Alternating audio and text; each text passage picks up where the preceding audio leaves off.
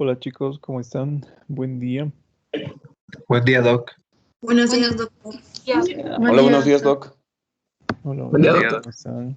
Bueno, antes de comenzar la clase, quiero preguntarles lo siguiente. ¿Hasta qué hora pasan clases el día de hoy? Con usted 12 y hasta las 5, 12. acabamos a A las las 12. 2:15. Hasta mediodía con usted, doctor. ¿Y después de mediodía? ¿Tienen clases o ya no? Ya nada, No. Doc. Nada, doctor. Ya. Entonces, eh, vamos a reemplazar la clase que deberíamos haber visto en, bueno, la de fisiopatología hoy día en la tarde. ¿Está bien, doctores? A ¿A ver, qué ¿a hora, qué doctor? hora? ¿A qué hora sería, Doc? Enseguida les aviso. A ver, a ver. A las 5:30. No, hoy es jueves, ¿no? Sí. Sí, Doc. Sí.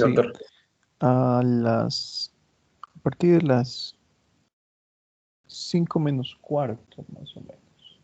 Sí, 4:30. ¿Listo? A las 4:30 Doctor, entonces, Doc. nosotras, Francesca y yo tenemos rote de 3 a 5. ¿Será que podemos entrar un poquito tarde, por favor? Sí, sí, sí. Gracias. No importa si es que Gracias, ingresan tarde. Hoy vamos a ver, de todas formas, en fisiopatología, para hoy teníamos programado realizar lo que es un repaso eh, general y adaptarlo, ¿no? A lo que vamos a ver en la clase del día de hoy, que es justamente el estudio de eje cardíaco, observar algunos criterios de voltaje, realizar algunos ejercicios, ya para cerrar lo que es electrocardiograma normal. Solamente que a las 10:30, bueno, se me va a hacer imposible la asistencia a clases virtuales porque tengo que asistir al hospital, así que vamos a programar para esta tarde, ¿sí? 16:45. A ver, esperen un segundito, confirmaré bien los horarios con el otro grupo, así que pueden conectarse con retraso, no hay problema. Sí, 16:45, a esa hora. ¿Listo, doctores? Entonces yo voy a programar o reprogramar la clase para ese horario. ¿Y qué más? Con ustedes también teníamos mañana, ¿no? Fisiopato. No, Doc, ayer y ayer. Ya. Perfecto. Entonces está bien. Eh, Avance. Sí, espérenme un segundito, por favor.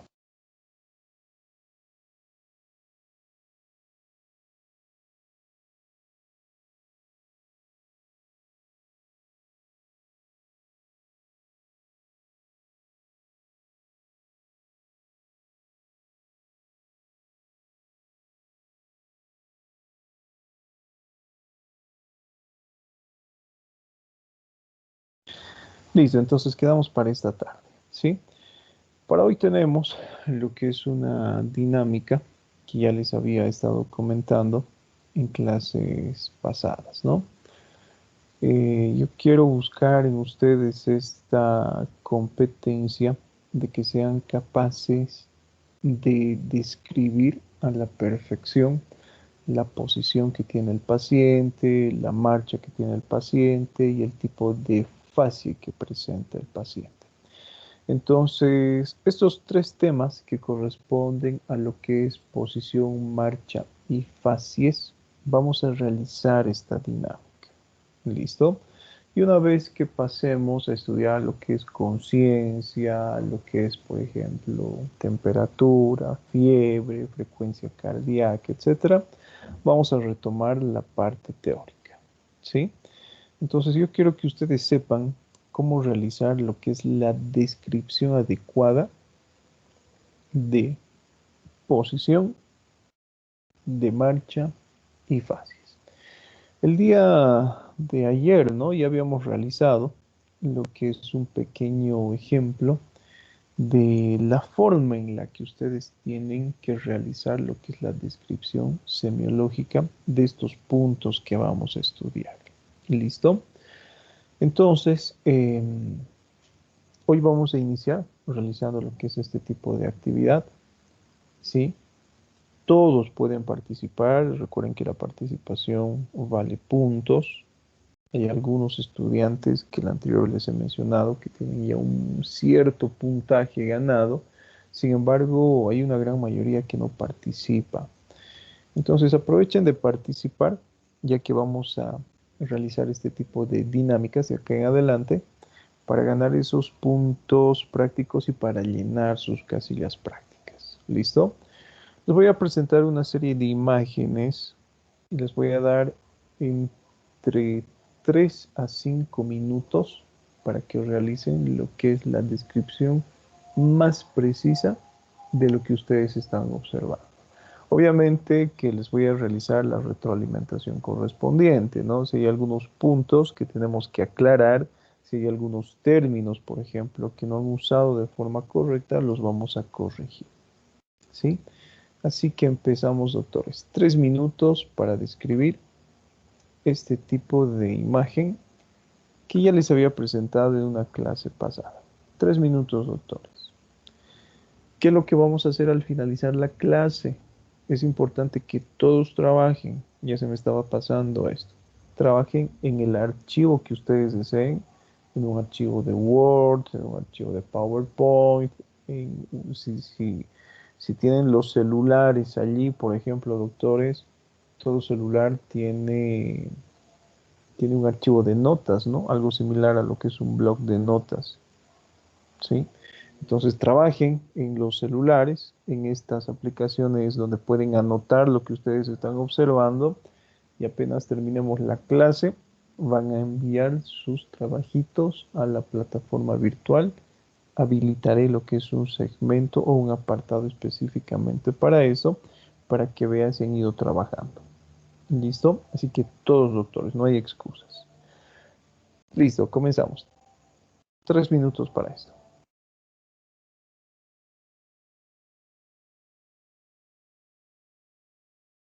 Es la denominada posición de ortopnea o posición ortopneica, ¿sí? Eviten buscar en libros. Lo que quiero es que ganen la habilidad de descripción ustedes. Si se equivocan, no importa.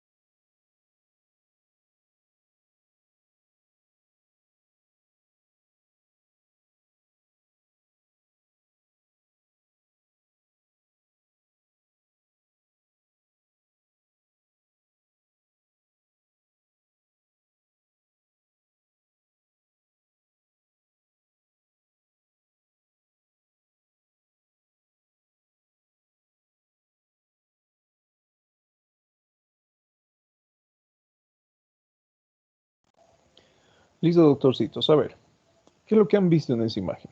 Almendra.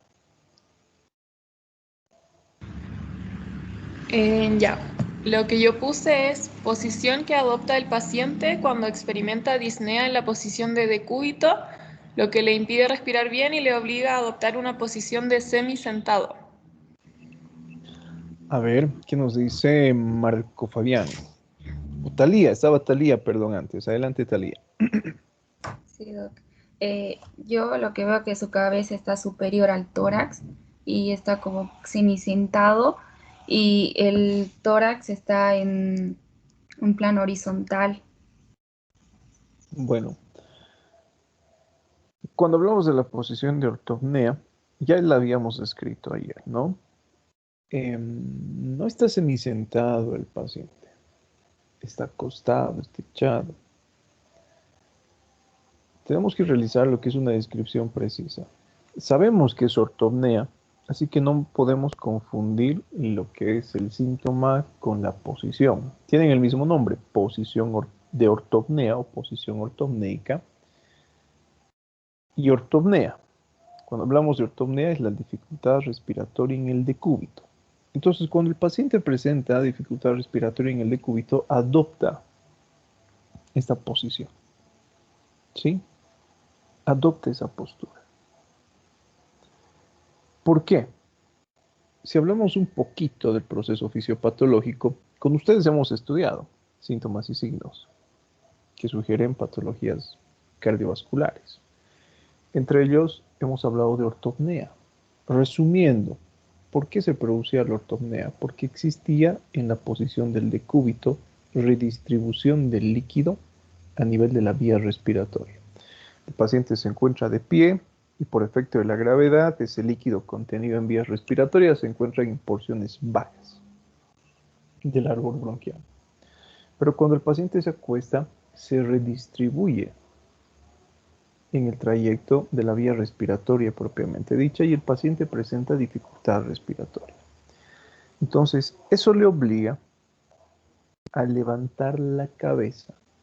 Observen que solamente la cabeza se encuentra en una posición superior al resto del cuerpo. El tronco, como ustedes pueden observar en esta imagen, se encuentra en un plano que es netamente horizontal. Solamente la cabeza se encuentra por encima de ese plano horizontal, describiendo lo que es un ángulo de 45 grados. Es una posición patológica, como ustedes observan acá, es frecuente en pacientes con insuficiencia cardíaca izquierda, asma, derrame pleural, pero también es una posición exploratoria. Vamos a ver en fisiopatología y en semiología, cuando estudiemos pulso arterial y venoso, que es la posición a elección para estudiar lo que es la pulsación de la carótida y de las yugulares. Especialmente es la posición ideal para buscar lo que es ingurgitación yugular en mi paciente. ¿Listo? Esa es la descripción semiológica adecuada. Para eso también, doctores, 3 minutos.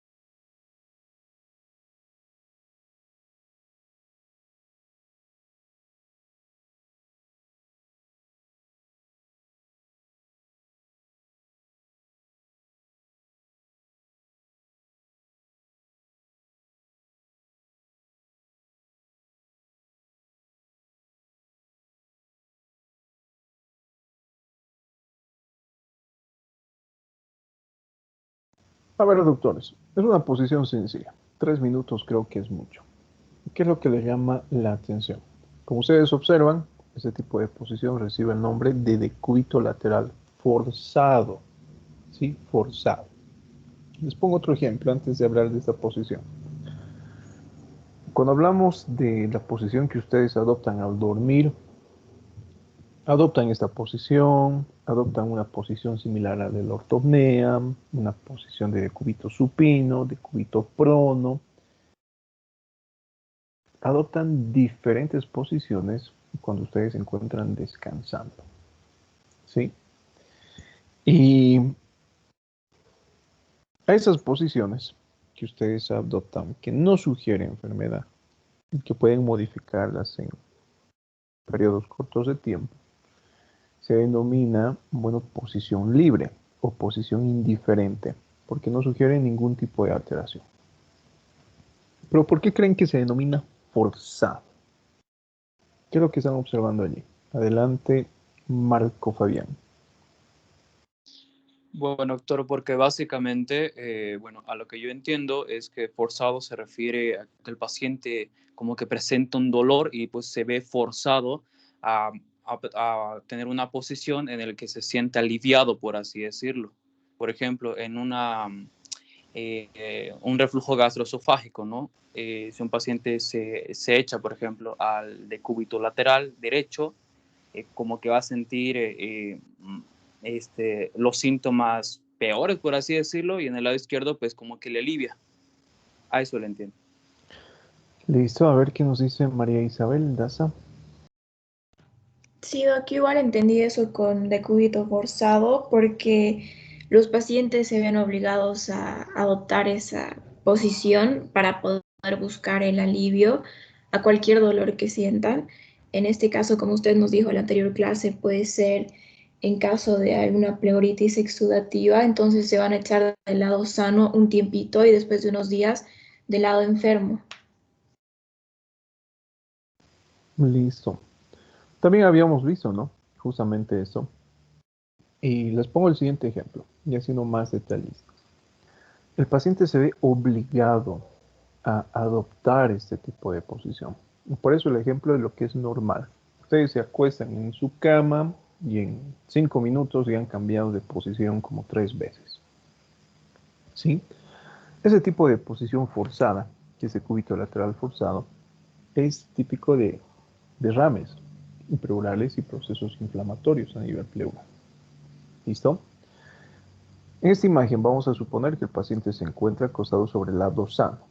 El lado enfermo es acá, el que se encuentra arriba. ¿Sí? Si el paciente se encuentra acostado sobre el lado sano, al estar en contacto el lado sano con la superficie de la cama, por ejemplo, disminuye en cierto grado lo que es la elasticidad y la expansibilidad. Sí, pero cuando la patología ya se consolida muy bien, ponemos el ejemplo, ¿no? El paciente tiene un proceso inflamatorio, una pleuritis. La pleura se encuentra inflamada y ya está produciendo pequeños derrames. Pero el paciente es capaz de utilizar todavía ese pulmón enfermo para poder respirar, porque todavía se encuentra hasta cierto punto con contenido aéreo. ¿Sí? Pero como el lado sano se encuentra en contacto con la camilla, recuerden que ese lado se va a comprimir con la camilla y va a disminuir, no de gran manera, pero va a disminuir la capacidad de expansibilidad torácica, lo cual hasta cierto punto podría limitar la respiración de mi paciente. Cuando ya se ha instalado lo que es el derrame, cuando ya tenemos lo que es un derrame pulmonar consolidado, el paciente va a presentar mayor dificultad respiratoria. Entonces, ¿qué es lo que va a hacer? Cambia de posición.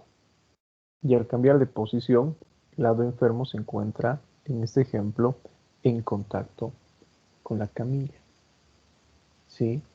Y es un pulmón dañado, ya no se va a expandir. Pero el pulmón sano queda libre, ya no se encuentra presionado por la camilla. Entonces su elasticidad y expansibilidad va a mejorar y por lo tanto va a aliviar las alteraciones respiratorias que presenta el paciente. ¿Sí? 3 minutos, esto sí, de forma precisa.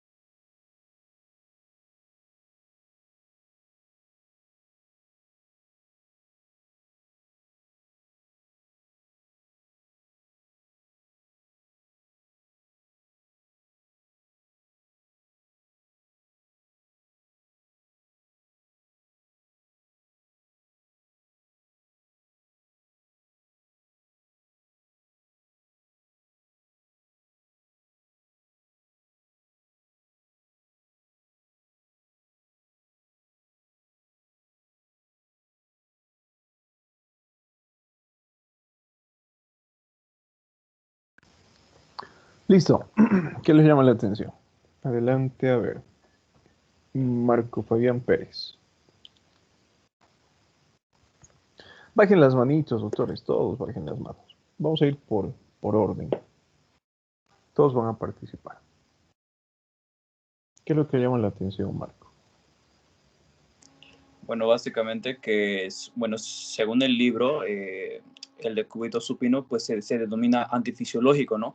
Pero como que es obligado, es porque el paciente de igual manera es que, o sea, como que está en esa posición para aliviar un dolor que siente especialmente en el lado Bueno, está abdominal. bien lo que dice el libro, ¿sí? Pero recuerden, el fin no es repetir lo que nos dice el libro. El fin es que ustedes sepan que sean capaces de describir la posición que están observando. A ver, Cristian, Daniel, adelante. ¿Se escucha? Sí, adelante. Ok, lo que yo apreciaba en la imagen, o sea, bueno, primero por el nombre, al ser obligada, me imagino que es para aliviar algún dolor.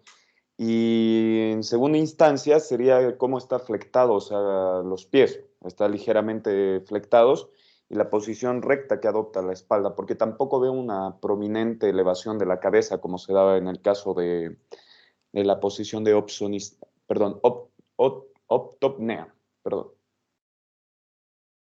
Esas serían mis apreciaciones, por eso la espalda recta, la cabeza ligeramente levantada y los miembros inferiores flectados. Listo, está bien, ¿no? Pero flexión completa no existe en esta posición. Esta es la posición del decúbito supino obligado. Es totalmente diferente de la posición del decúbito supino electivo, ¿no? Ya sabemos que es obligado y ya sabemos que es selectivo. Cuando hablamos de posición del decúbito supino obligado, el paciente se ve obligado a tener este tipo de posición. Tenemos algunos ejemplos acá, ¿no? Dolor abdominal, peritonitis. Prácticamente cualquier tipo de patología que curse con dolor abdominal presenta este tipo de posición. Y a ustedes les ha pasado seguramente. Les duele el abdomen, flexionan el tronco sobre los muslos cuando se encuentran en posición de pie. Y cuando se encuentran en posición de decúbito, flexionan los muslos sobre el abdomen. Pero en este caso la flexión no es completa, es parcial. Entonces la vamos a denominar semiflexión. ¿Sí? Como ustedes se habrán dado cuenta, a diferencia de la posición ortopneica, la cabeza y el tronco se encuentran en un plano horizontal. ¿Sí? La cabeza no se encuentra elevada. Aquí se ve, ¿no? Aquí hay un pequeño librito, probablemente. Tenemos la cabeza y el tronco en la misma posición, pero las extremidades inferiores se encuentran semiflectadas sobre el abdomen. Esa es la característica de este tipo de posición. Esa posición nos las va a describir, a ver, Adrián, vamos a ir en orden, para todos alcanza, doctores. 3 minutos, Adrián. Todos también vayan viendo qué es lo que les llama la atención. ¿Empiezo ahorita la descripción, pronoicide. Doc? ¿O en 3 minutos? Si quiere ahora, no hay problema, Adrián. Oye, voy a ver primero la posición. Listo. 2 minutos le quedan. Adelante.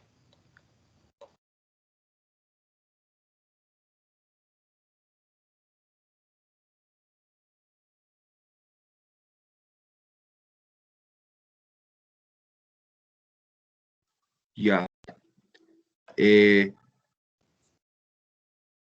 Toda la parte posterior del paciente se encuentra expuesta y el tórax, abdomen y la cara se encuentran hacia la camilla, por así decirlo. Otra cosa que también me llama la atención es la posición de las piernas que están totalmente rectas y en la imagen de la izquierda los miembros superiores igual están rectos. Después ahí abajo, como dice, para aliviar la úlcera péptica y la pancreatitis, supongo que es para evitar cualquier tipo de reflujo. No. A ver, adelante, Alejandra Fabiola. ¿Qué ¿Qué es lo que está observando?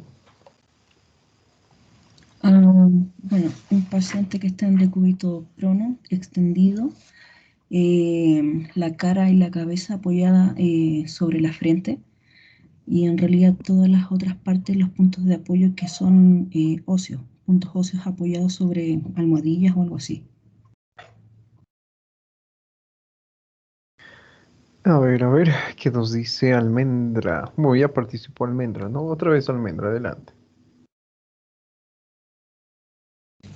Ya, lo que yo veo es que el paciente se está recostando sobre el lado frontal, podríamos decir, de su cuerpo, con los miembros de manera recta, em, y con la cabeza, la pelvis y los pies apoyados sobre almohadas ligeramente más arriba que el resto del cuerpo.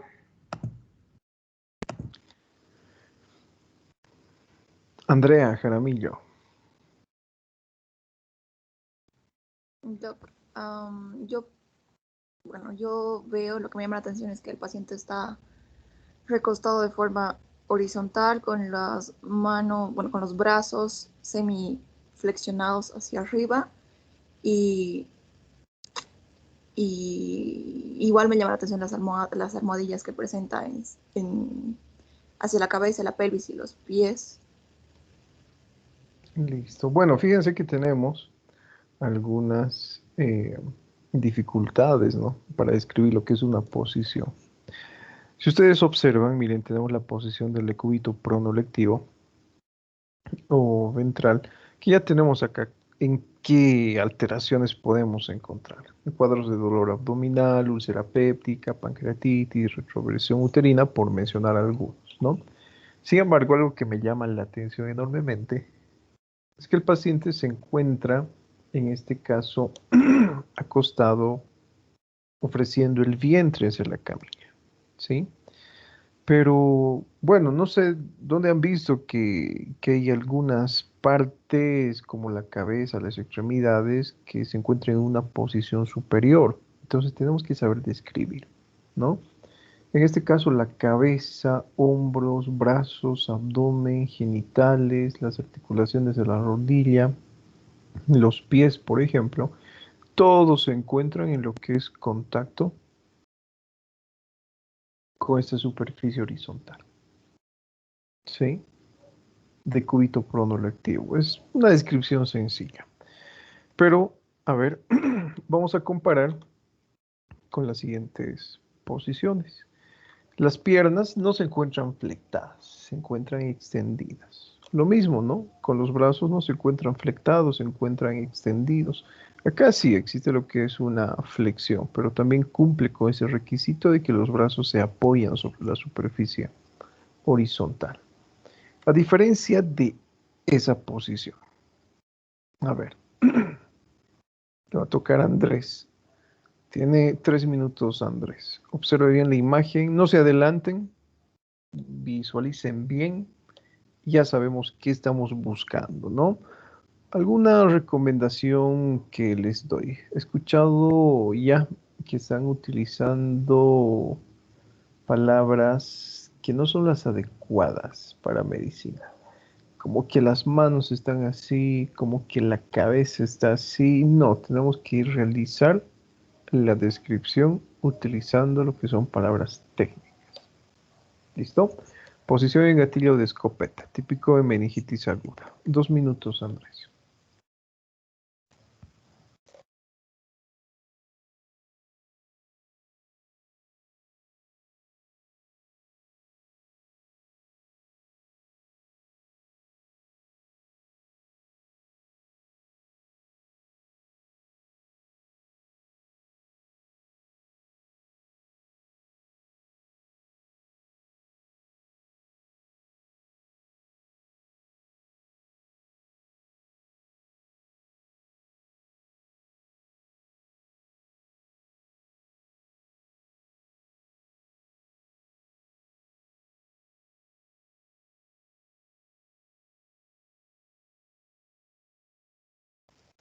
Listo, Andrés, adelante. Bien, doctor. Lo primero que puedo observar es que el paciente obviamente se encuentra de cúbito lateral, si no me equivoco, creo que es derecho. También me llama mucho la atención que la cabeza, la cabeza, digamos, está en relación más hacia atrás, o como se podría decir, o sea, se encuentra más extendida, creo que el tronco, como yendo hacia atrás, podemos ver que que los miembros inferiores se encuentran en flexión y a la vez los miembros superiores igual se encuentran en manera de flexión hacia la cavidad torácica o abdominal. Listo. Bueno, nuevamente, ¿no? La misma recomendación. Imaginemos que dentro de la historia clínica colocamos la cabeza está como hacia atrás. Se nota extraño, ¿no? Se nota extraño. Se lee extraño también. Entonces, la descripción adecuada del paciente en esta posición está adoptando la posición en gatillo de escopeta. Ya no vamos a hablar de decúbito lateral. Sí se encuentra apoyando una parte lateral de su cuerpo a lo que es la camilla, pero es mejor hablar de posición de gatillo de escopeta. ¿Cuáles son las características de esta posición? Dos puntos importantes que me llaman la atención. Existe lo que es hiperextensión de la cabeza. Hiperextensión. O también se denomina flexión posterior, ¿no? Yo prefiero denominar lo que es hiperextensión de la cabeza debido a lo que es una rigidez muscular. ¿Sí?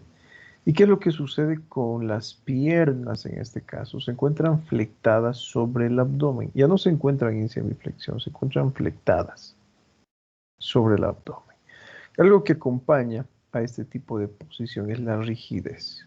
Cuando ustedes tratan, o si ustedes tratarían alguna vez de hacer que el paciente adopte una postura adecuada, es sumamente difícil por la contracción muscular tremenda que tienen esos pacientes con meningitis aguda. ¿Sí? Posición en gatillo de escopeta. La diferencia, bueno, de esta posición. Opistótonos, que tiene dos variantes, emprostótonos y pleurostótonos. Cecilia, tiene una pregunta, adelante.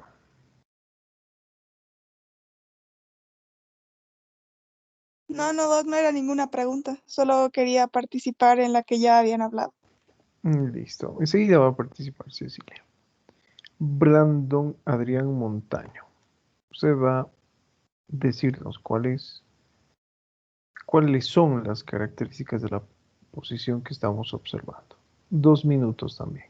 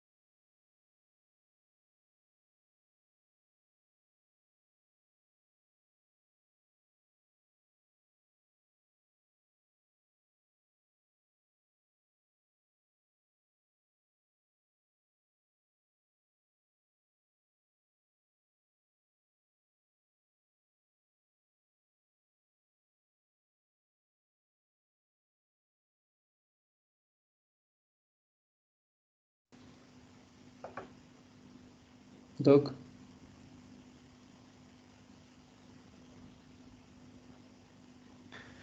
Adelante.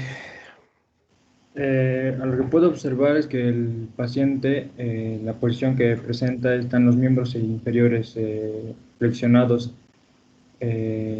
posteriormente, los miembros superiores igual, y tiene el tronco formando una curvatura en respecto a donde está echado. ¿Qué más observa? La cabeza también está hiperextendida. Listo, ¿qué más? Y no sé todo. A ver, alguien más. Algo más que estamos Yo, observando. Adelante, Cecilia. bueno, lo que llama la atención es que esta es una posición que es típica de los pacientes que tienen tétanos. Es fácil de reconocer justo por la contracción que hay debido a la rigidez de los músculos. Llega a formarse como una C invertida, puesto que la cabeza está hiperextendida. Entonces, y los pies están semiflectados. Listo, existe lo que es, miren, en esta imagen sí, ¿no? Da la apariencia de que estuvieran flexionados o las extremidades inferiores. Existe lo que es contracción intensa de diversos grupos musculares, ¿sí? Ahora, bueno, en este caso debemos saber qué músculos se encuentran contraídos, si son los músculos flexores, si son los extensores, etcétera. Algo que me llama la atención, además de lo que han mencionado, que existe una contracción intensa de varios grupos musculares, es la hiperextensión también de la cabeza. Si ustedes observan, a diferencia de las posiciones que hemos estudiado, ¿sí? En todas estas posiciones, el paciente se encontraba acostado sobre un plano horizontal, ¿no? Sobre una camilla. Y en la mayoría de las posiciones que hemos visto hasta ahora, una gran parte de la superficie corporal se encontraba, podríamos decir, en relación con ese plano horizontal, en contacto con ese plano horizontal. Observen, por ejemplo, ¿no? Absolutamente en todas, menos en esta. En esta, el paciente apoya solo unos puntos en la cama, talones generalmente y lo que es la cabeza. Y describe el resto del cuerpo lo que es una concavidad, que puede ser intensa. ¿Qué quiero decirles con esto? Que este tipo de posición reduce los puntos de apoyo, ¿sí? Y tenemos variantes, ¿no? La del emprostótonos y pleurostótonos.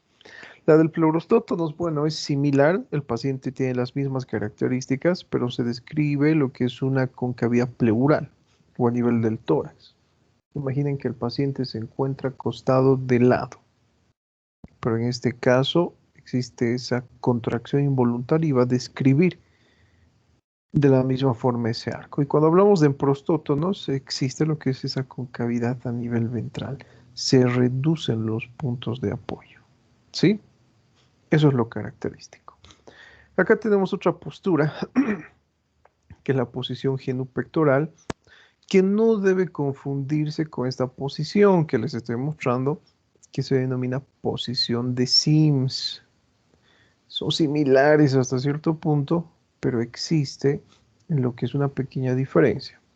Esta es la posición genupectoral, también denominada posición de plegaria mahometana, por eso muchas veces confundimos con la posición de Sims, y también tenemos la denominada, o también recibe, perdón, el nombre de posición de Bleckmann, o signo del almohadón o de la almohada. 2 minutos para que evalúen las características de esas posiciones. Brenda, va a ser el turno de Brenda. 3 minutos, doctora. 2 minutos es poco en este caso. 3 minutos. Observe bien.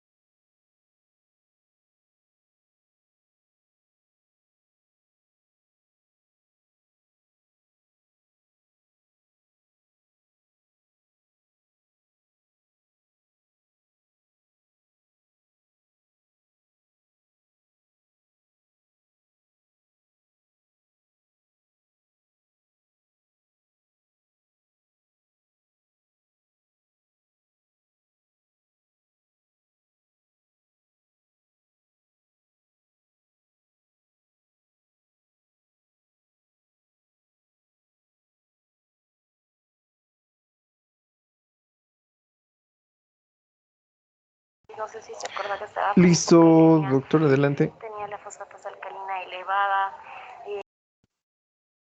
O doctora, adelante. Se llama. Ya, doctor, el paciente en esta posición, que también llamada signo de la almohada, abraza sus rodillas y sus piernas se van a encontrar en flexión. El peso del paciente se va a encontrar sobre el tórax. Creo que eso es todo. A ver, ¿alguien más? Yo, doctor. Adelante.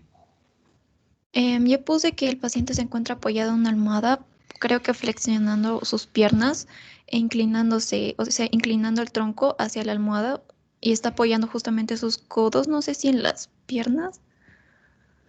Y bueno, pues eso.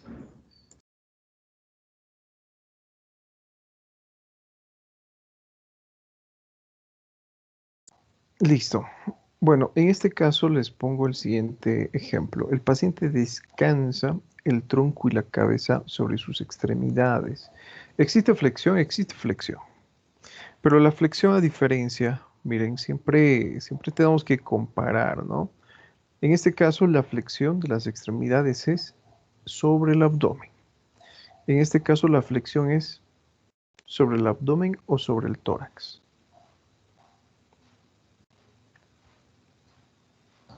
¿Sobre el tórax? Sobre el tórax, ¿verdad? El paciente abraza sus piernas, ¿sí? Y apoya su cabeza sobre las rodillas. Y muchas veces el paciente justamente coloca lo que es una almohada entre sus extremidades inferiores, el tórax y las rodillas, y lo apoya de esta forma. De allí el nombre, ¿no? Del signo de la almohada, del signo del almohadón, posición de Bleckmann, ¿sí? Posición genupectoral, que es frecuente en pacientes con pericarditis exudativa. Aquellos cuadros de pericarditis, por ejemplo, es frecuente que se presenten con este tipo de posición. Incluso podríamos decir que es un signo casi patognomónico. Ustedes observan esa posición, sospechen en pericarditis, ¿sí? Sin embargo, cuadros de dolor abdominal intenso también son capaces de cursar con este tipo de posición. Por ejemplo, un dolor debido a una pancreatitis aguda. Ahora, ¿de dónde proviene el nombre de posición en plegaria mahometana? ¿Saben quién era Mahoma? Un De dios, los tal vez. musulmanes. Profeta Era el islámico. Mesías. Era, ¿verdad? O es, ¿no? El profeta de los musulmanes. Bueno, cuando ustedes alguna vez han visto rezar a un musulmán, ¿qué es lo que les ha llamado la atención? ¿Ustedes La son posición. católicos? ¿Son Que se agacha católicos? sobre la alfombra. Exacto. Se agacha, ¿verdad? Se acuesta y adopta esta posición similar a la posición de Sims. Esta es la posición de Sims, que es una posición exploratoria. ¿Cuál es la diferencia entre esa posición de plegaria mahometana y la posición de Sims? Los glúteos. Los glúteos están elevados y Es no que abrazan no sus sé extremidades. En la posición de Sims, sí, los glúteos son los que se encuentran elevados. Están descubiertos. Pero en la posición de plegaria, estamos hablando de posición en este caso, ¿listo? En la posición de Sims, los glúteos se encuentran elevados, como acá. En cambio, en la posición de plegaria mahometana, los glúteos se encuentran, podríamos decir, pegados a lo que son los talones o en contacto con los talones, ¿sí? Genupectoral, plegaria mahometana o posición de Bleckmann es lo mismo y sugiere prácticamente lo mismo. En cambio, la posición de Sims es exploratoria, ¿sí? Nunca van a ver a un paciente que adopte ese tipo de posición, porque sí, probablemente ustedes adoptaban cuando eran niños ese tipo de posición al dormir, ¿sí? Pero después ya no más, ¿listo? Entonces recuerden, doctores, posición de Sims es exploratoria. Me sirve para evaluar las características de lo que es el ano, puedo realizar lo que es tacto rectal en este tipo de posición, etc. Continuamos. Será el turno de Carla María. Bueno, ya dijo Carla. Carmen Victoria Vélez. Adelante. 2 minutos, doctor. Ok, doctor.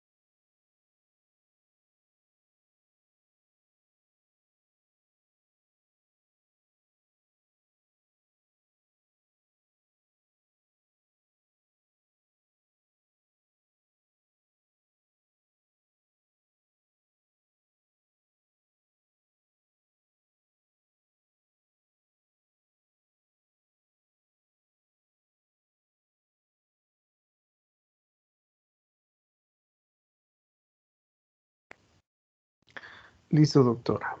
¿Qué es lo que le llama la atención? Ok, la cabeza y el tronco se encuentran en una posición horizontal, al igual que los miembros superiores.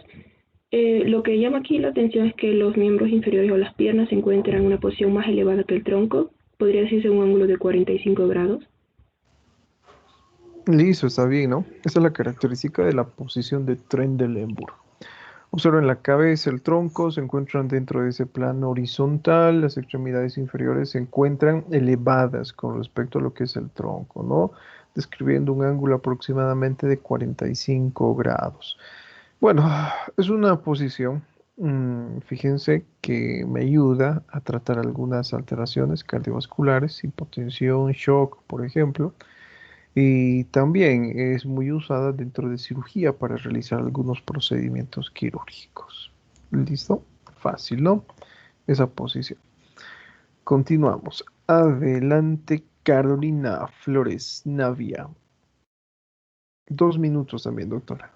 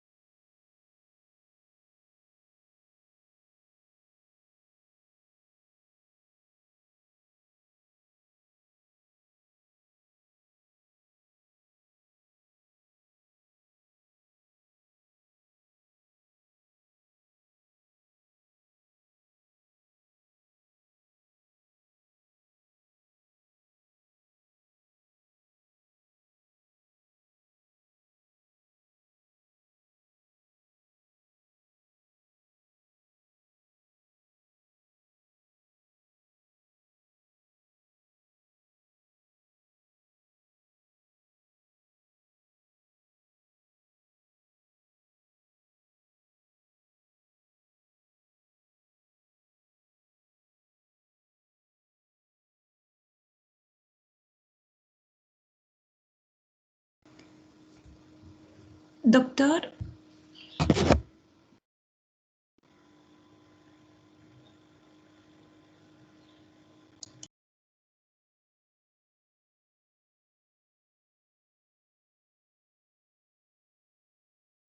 Listo, adelante. ya. La posición de Fowler va a ser una posición donde el paciente va a estar sobre una camilla, va a estar semisentado y Va a estar en una posición con un ángulo entre 45 a 60 grados. Puede estar con las rodillas extendidas o flexionadas y la cabecera de la camilla tiene que estar elevada hasta cierta altura para que se vea el ángulo de esta posición. Bueno, a ver, falta más a esa descripción. Adelante, Cristian, Cecilia, ya han participado. Dani, Paul. Sí, doctor. Listo, adelante, Dani. Ya. Con respecto en la primera imagen, en la imagen superior, tenemos que las extremidades inferiores están ligeramente flexionadas por lo que sería una almohadilla. Y el el tronco se encontraría elevado a unos 60 grados. Los brazos se encuentran en dirección medial hacia la región inferior. A ver. Alguien más, adelante. Diego Israel Torrico.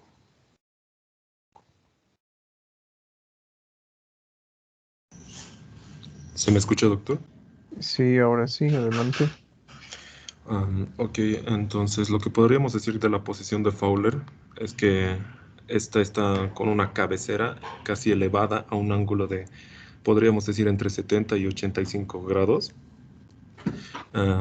con un apoyo entre las extremidades inferiores, haciendo que éstas se semiflecten. Y la posición de semi-Fowler que yo vea es más que todo una posición horizontal en las extremidades inferiores, con un respectivo apoyo en el tronco, haciendo un ángulo de 36, 30 grados. A ver, ¿qué nos dice Eddie Santiago? Como digo mis compañeros, el paciente se encuentra en posición horizontal con una elevación de 30 grados. Y lo que he notado en los pies es que hay como un aparato que lo mantiene para que no se deslice. Y debajo de sus piernas se encuentra una almohadilla no tan gruesa.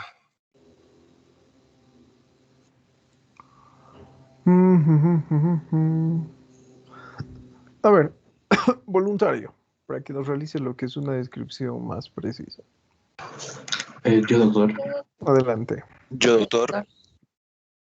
Bueno, Adelante. en la posición de Fowler se puede encontrar al paciente que está prácticamente sentado, que el tronco y la cabeza tienen que encontrarse en un ángulo de más o menos 90 grados, con las extremidades superiores ligeramente apoyadas sobre los miembros inferiores. Consta con una pequeña almohadilla que va a formar un semiarco en la parte inferior de las extremidades inferiores. Y para semi-Fowler es como que se reduce los ángulos de inclinación, estarían entre unos 30 a 45 grados o semi-sentado, también con los miembros superiores apoyados sobre los inferiores y también consta con la almohada, se puede decir, formando una concavidad en la parte inferior de las piernas. Se utiliza para la atresia, fístula traqueosofágica y después de una cirugía.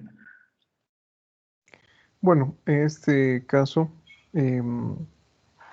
está bien, ¿no? La descripción que ha realizado su compañero. ¿Cuál es la diferencia? Muchos me han hablado de cabecera, me han hablado de lo que es plano horizontal, etc. Sí, rodillas semiflectadas o extremidades inferiores semiflectadas o en extensión. ¿Listo? Pero lo que me llama la atención de la posición de Fowler y de la posición de semi-Fowler, a diferencia de la posición de ortopnea, es que no solamente existe lo que es elevación de la cabeza, sino también ya del tronco.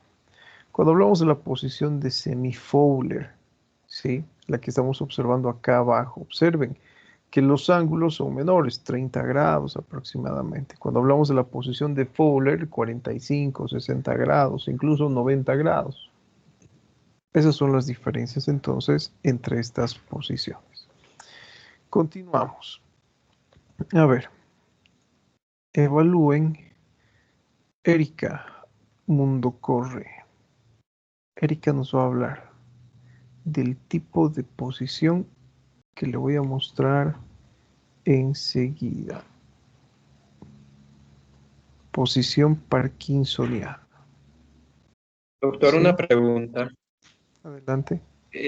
La posición de semi-Fowler y de Fowler, ¿para qué sirven? ¿O en qué se ve?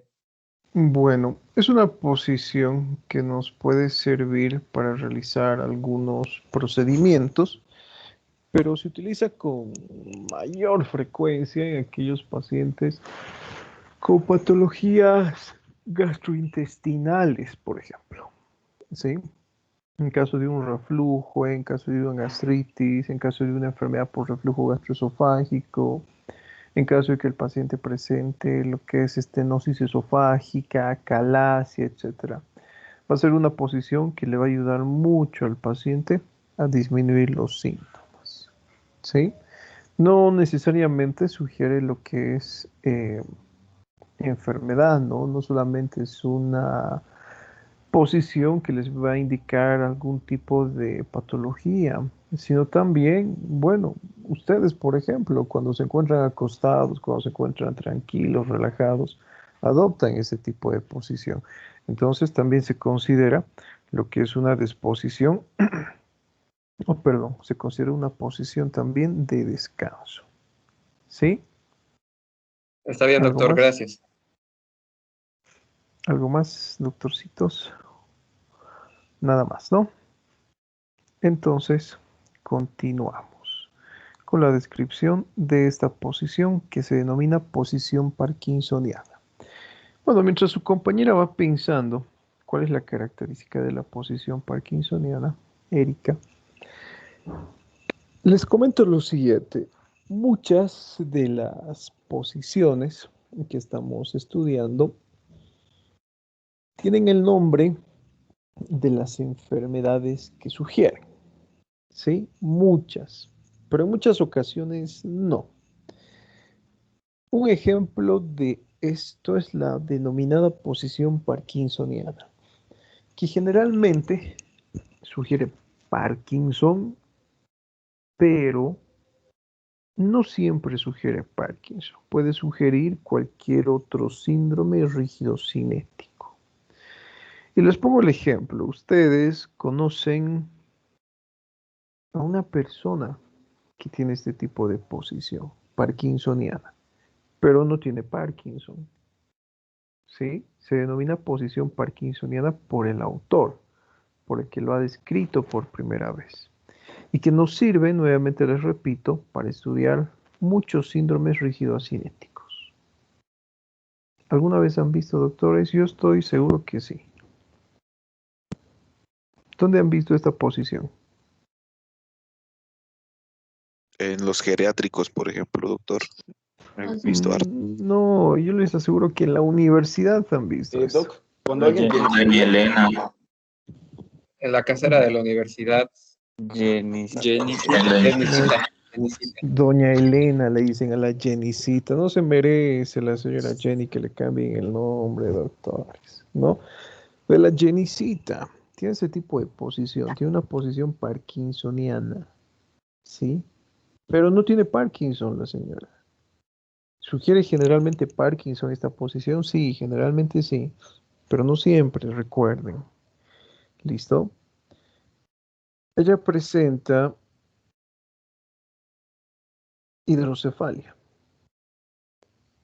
Y muchas veces, bueno, produce complicaciones, ¿no? En caso de hidrocefalia existe lo que es un incremento de la presión intracraneal. Y tiene ese tipo de posición, debido a que existe un defecto neurológico. Entonces, a ver, Erika, coméntenos, ¿qué le llama la atención de esa posición?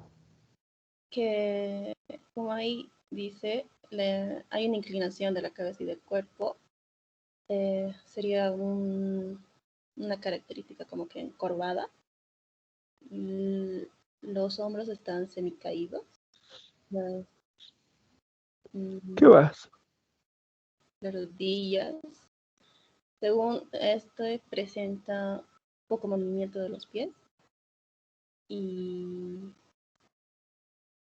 eso. Y eso, a ver, les pongo el siguiente ejemplo. Active su cámara, Erika.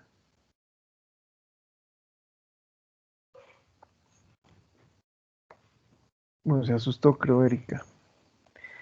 A ver, pero estoy observando su frente, Erika, nada más. A ver, enfóquese desde el tórax hasta la cabeza. Un poquito más abajo, eso es. Bueno, estoy observando su postura. Se encuentra usted sentada, un poco nerviosa, porque estoy viendo que está moviendo el asiento de un lado para el otro. Eso sugiere nerviosismo. Sí. Pero estoy observando ahora su cabeza. Su cabeza no se mueve.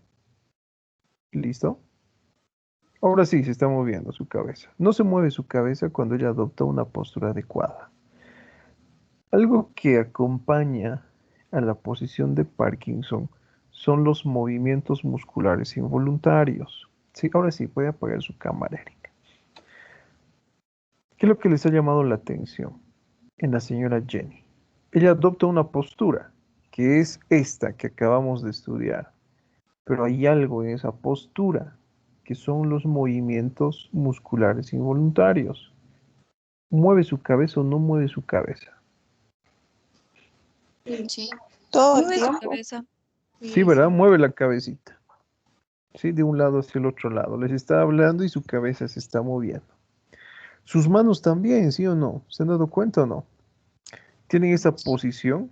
Cuando ella está caminando, por ejemplo, cuando le saluda, tiene esa posición. Tiene las manos con esas características y también tiene lo que es un temblor de cabeza y manos. Esa es la característica de la posición parkinsoniana, que está acompañado de movimientos musculares involuntarios. ¿Qué pasa con ese temblor que presenta la señora Jenny cuando les vende sus galletitas o sus dulces? Cuando es en la cabeza, doctor, la mirada no es fija. Listo, la mirada no es fija, es otra característica. Tiene como la mirada perdida, ¿no?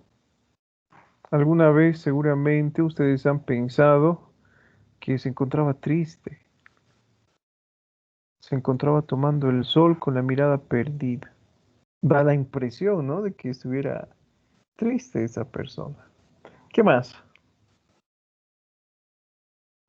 No La puede pregunta era, sostener bien los objetos por el temblor de las manos.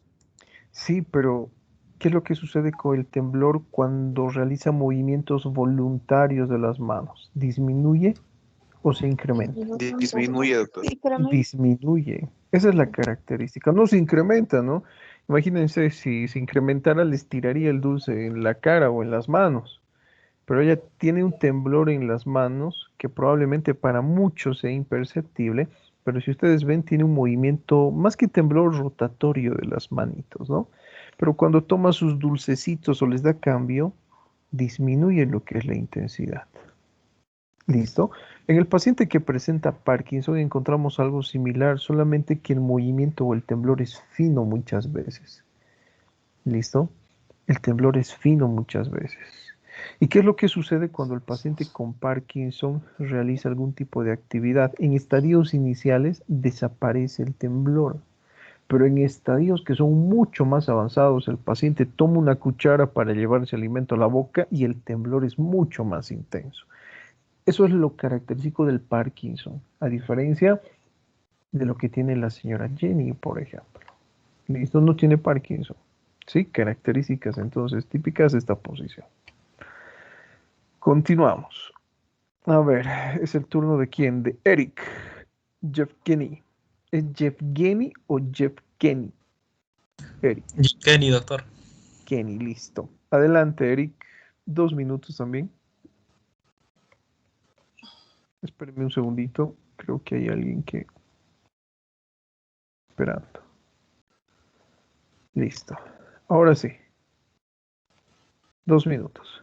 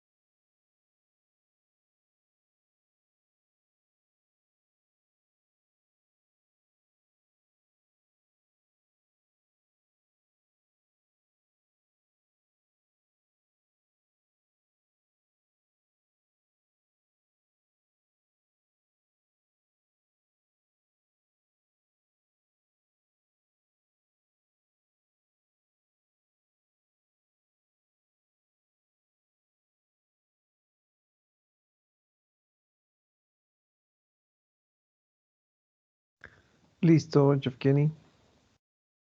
Ya, doctor. Es Esa una posición, posición perdón, antes que continúe. Posición hemipléjica, ¿sí? Ya sabemos qué es plegia y ya sabemos qué es paresia.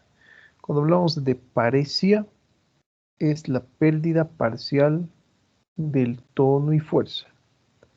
Cuando hablamos de plegia, es la pérdida total. ¿Listo? Diferencias entonces entre paresia y plegia. Este es un ejemplo de una posición que nos demuestra lo que les he informado, que en este caso, por ejemplo, lleva el nombre de la alteración que está presentando el paciente. Cuando ustedes oigan el término plegia, hace referencia a pérdida, recuerden, de la totalidad, pero de una parte del cuerpo, o derecha o izquierda. ¿Listo? Utilizamos otros términos, paraplegia, paraparesia, para hacer referencia a la debilidad parcial o total, pero de una mitad del cuerpo, en este caso la mitad inferior. Utilizamos otros términos, displegia, cuadraplegia, para hacer referencia a lo que es una alteración total. ¿Sí? Listo, Eric, adelante. Ya, es una posición asimétrica con los hombros caídos, la cabeza inclinada, el codo flexionado. También tiene flexión de los dedos, extensión de las rodillas y flexión plantar. También tiene paresia de los músculos faciales. ¿Está bien, doctor? Bueno, eso es lo que nos dice el libro, pero ¿qué es lo que usted está observando en esta imagen, Eric? De eso trata el ejercicio. Por eso, Yo ya sé lo que los dice el libro. hombros caídos, también con el codo flexionado, también los dedos también están flexionados y también la cabeza está inclinada. Acá, bueno, a ver, la cabeza está inclinada hacia un lado. ¿Qué más observa? El codo está flexionado, también tiene flexión de los dedos. Listo, eso ya ha La cabeza, mencionado. Además de lo que ha mencionado, ¿qué más puede observar? ¿A qué se refiere con flexión plantar? flexión plantar es que los pies están, el pie está flexionado hacia adelante. Por eso es importante hacer caso al ejercicio de doctores. No quiero la definición del libro, yo ya me la sé de memoria. ¿Sí? ¿Qué es lo que están observando en esa imagen? A ver, Fernando, Daniel. Ok, doctor. Lo que yo puedo observar es un paciente de pie y también puedo observar de que su pie del lado derecho se encuentra direccionado hacia lo que es medial. También de que su miembro superior se encuentra semiflexionado. Y como mencionaba mi compañero, que sus dedos se encuentran también flexionados. Y como el pie del lado derecho se encuentra direccionado hacia medial, entonces por eso podemos observarlo con un bastón. Listo. En este caso, el paciente, ¿sí? Si ustedes observan, presenta la parálisis de la mitad de su cuerpo. Pregunta, a ver, Eric, ¿qué parte se encuentra paralizada en este paciente? ¿Derecha o izquierda? ¿Izquierda? La izquierda, ¿sí? Porque presenta esas características, ¿no? La articulación del codo flexionada, los dedos flexionados. Cuando hablamos de flexión plantar, acá yo no observo flexión plantar. ¿Listo? No estoy observando flexión plantar. ¿Sí? Sin embargo, la posición del pie me llama la atención. Observen, por ejemplo, cuando hablamos de la posición del pie. Lo vamos a ampliar. Tenemos el pie del lado sano que se encuentra desviado hacia afuera. Eso es lo normal. Pero observen, por ejemplo, el pie del lado enfermo. Debería también encontrarse desviado ligeramente hacia afuera, ¿no? Pero se encuentra desviado hacia adentro. Existe lo que es como una rotación interna del pie. ¿Listo? O el pie rota hacia el eje medial de nuestro cuerpo. Observen cuál es la característica de la mano en donde se encuentra la lesión. El paciente generalmente tiene esa postura. Es como si la mano estuviera a nivel de lo que es la hebilla del cinturón y que Y bueno, para que el paciente no se caiga o no pierda el equilibrio, necesariamente debe utilizar lo que es un instrumento o una herramienta que le ayude a poder incorporarse y a poder caminar. ¿Sí? Un bastón, un burrito, etc. Esas son las características de este tipo de posición. Continuamos con Fernando Gómez, niño de Guzmán. Adelante, Fernando. A ver, 2 minutos también, doctor.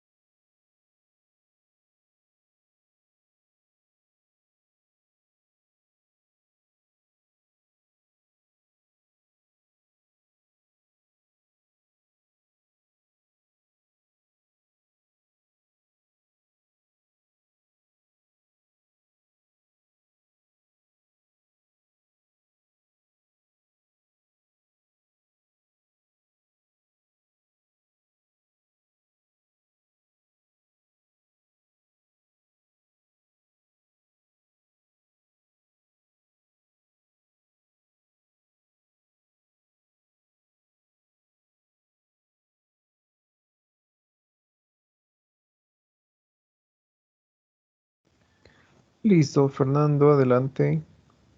Se puede decir que la paraplegia esplástica es la posición la cual refiere el paciente que tiene una flexión de la articulación del miembro superior, la cual está doblada, flexionada y... No, doctor. Bueno, ya es equivocado. Estamos observando las piernas del paciente, doctor. No son Eso miembros también superiores. también hay una flexión en los miembros inferiores, la cual produce una posición la cual permite al paciente estar sobre las puntas de los pies, sobre los dedos.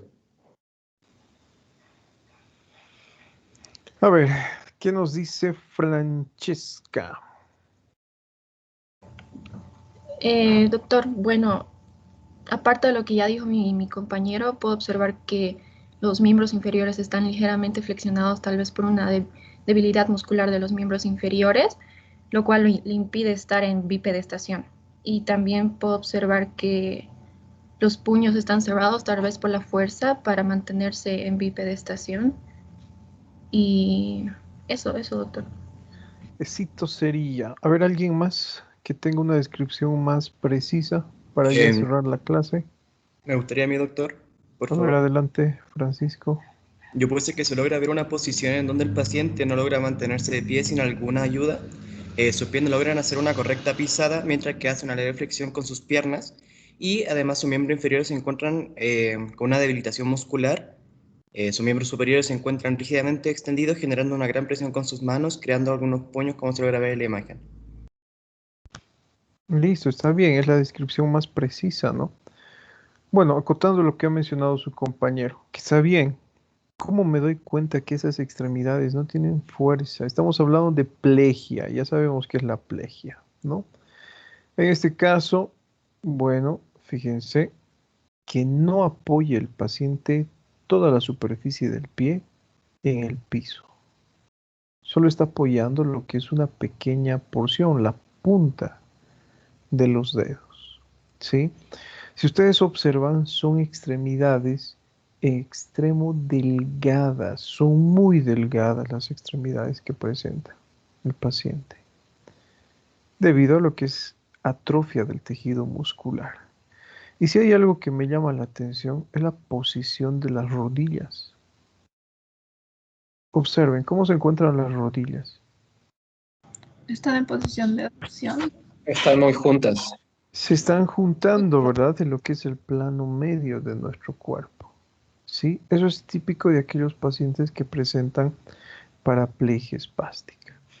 Bueno, ya cerrando la clase, miren, les comento ¿Qué es lo que yo he visto hace algunos meses atrás, el año pasado?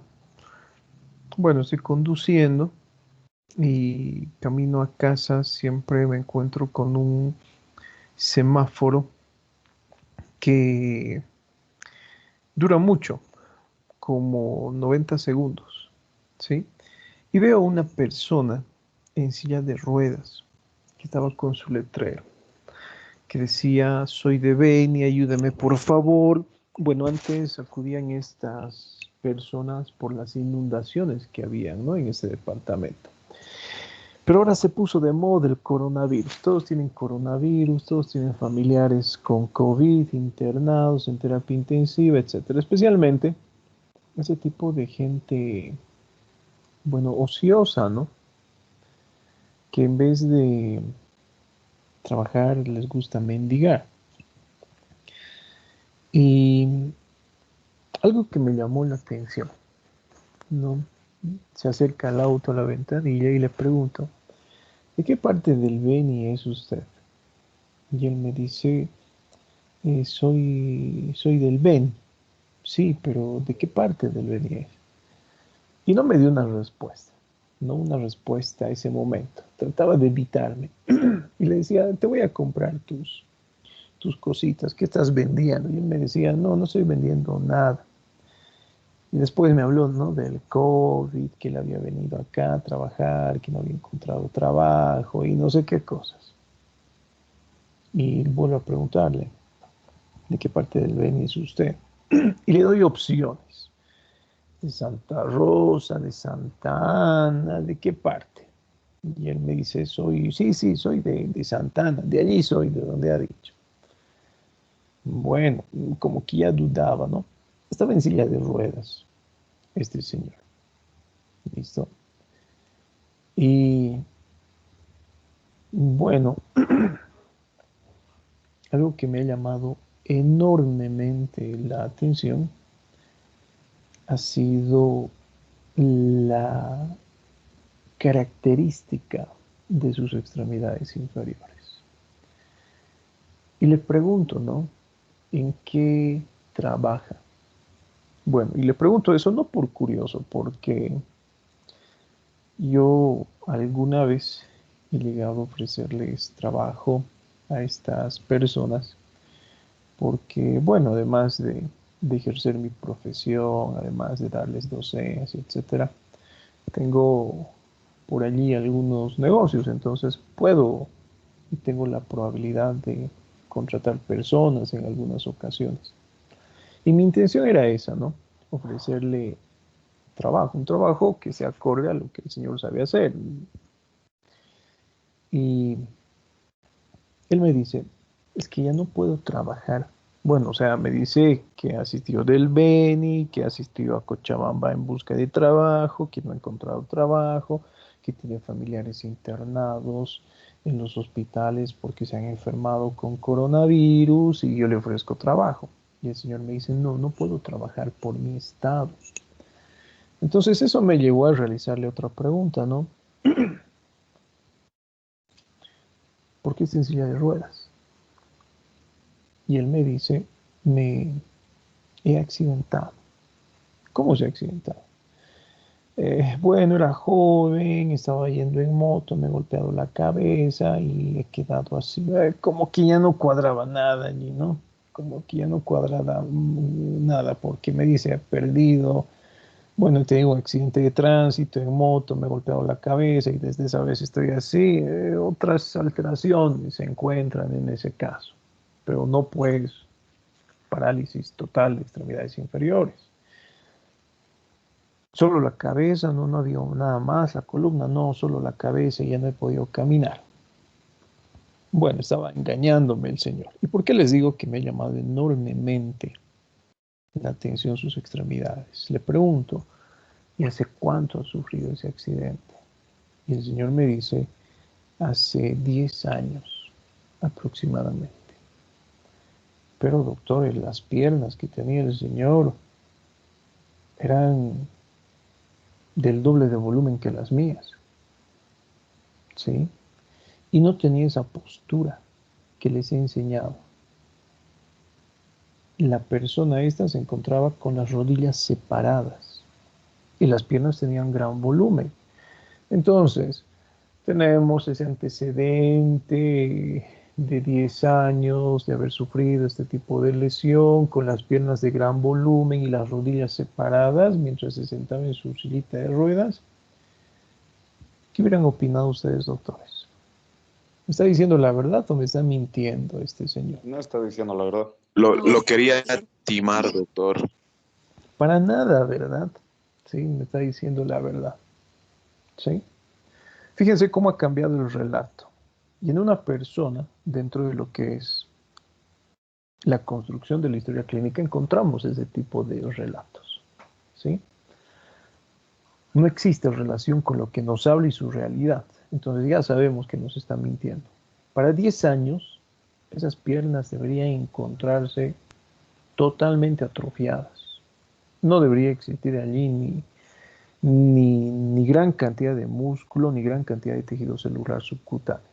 Si ustedes observan alguna vez a un paciente paralítico, yo he tenido un amigo que ha estudiado medicina conmigo en la facultad, que, bueno, ha tenido complicaciones al momento de nacer, etcétera, y ha quedado con ese tipo de alteraciones. A pesar de su discapacidad, él ha llegado a terminar la facultad, ha realizado la especialidad, pero nunca ha caminado. Lo único que él, bueno, ha logrado o lograba movilizar eran sus extremidades superiores y la cabeza nada más.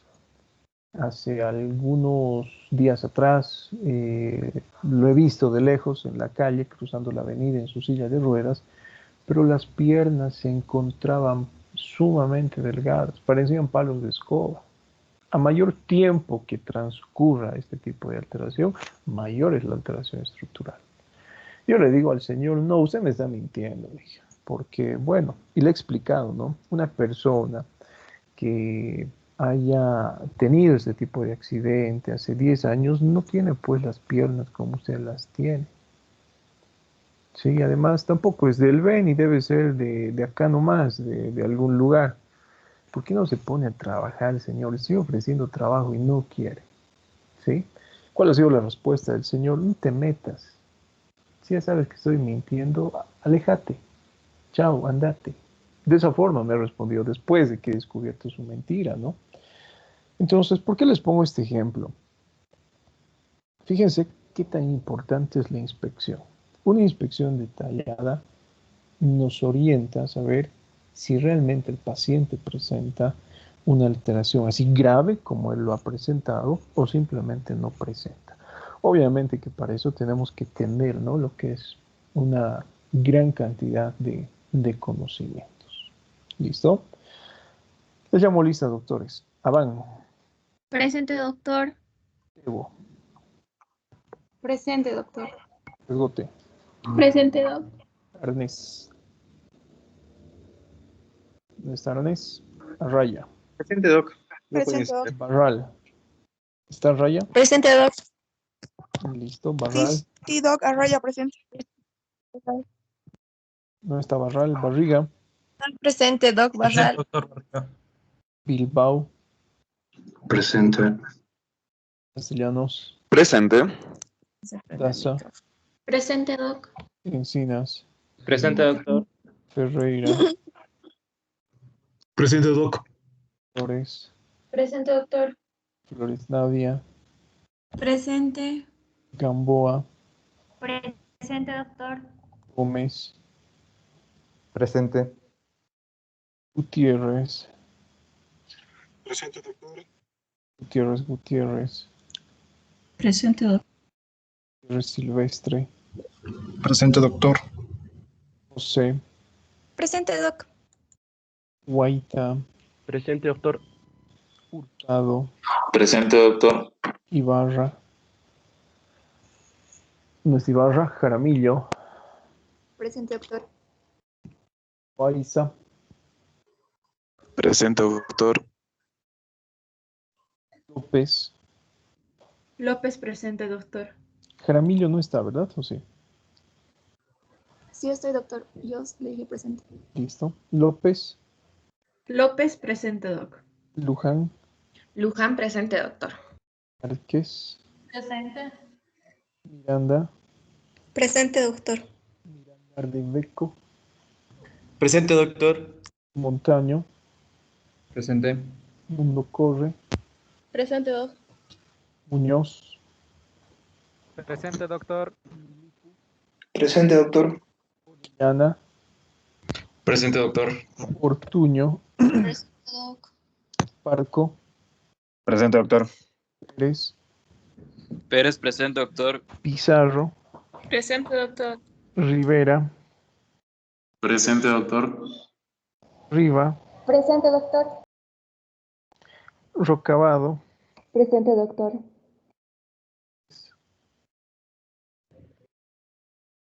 Nuestra Sánchez. Ticona.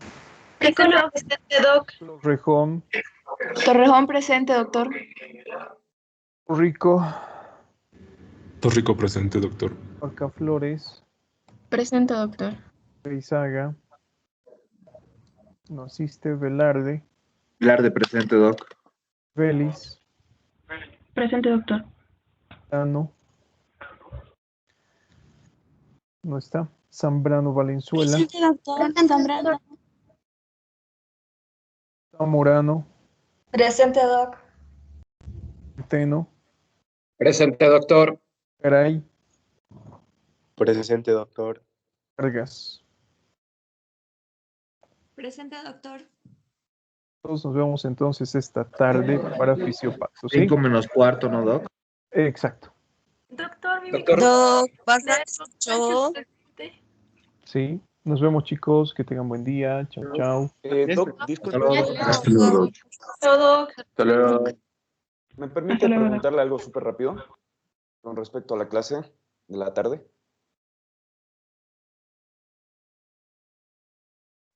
Perdón, ¿cuál es su pregunta?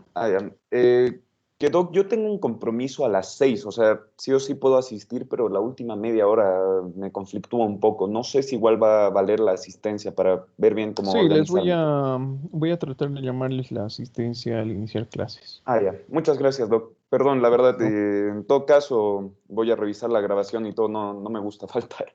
Gracias, Doc. Listo. Perfecto, Cristian. Nos vemos. Chao, Doctora, chao. ¿el trabajo lo va a habilitar ahora? Sánchez, presente. Listo. ¿Quién más? ¿Quién más? Perdón. Gracias. Zambrano. Sí, están las chicas Zambrano. Vargas tampoco está. Vargas también están. Tienen que responder, tienen que activar sus micrófonos. Arnés. Arnés acaba de conectarse, creo. No, Doc, estaba, pero no encendía mi micrófono. Arnés. ¿Listo? ¿Alguien más? Doctor, ¿el trabajo lo va a habilitar ahora? No, después vamos a terminar de realizar esta evaluación y después van a subir. Ya, ¿Listo? perfecto. Listo, doctores, nos vemos. Chau, chau.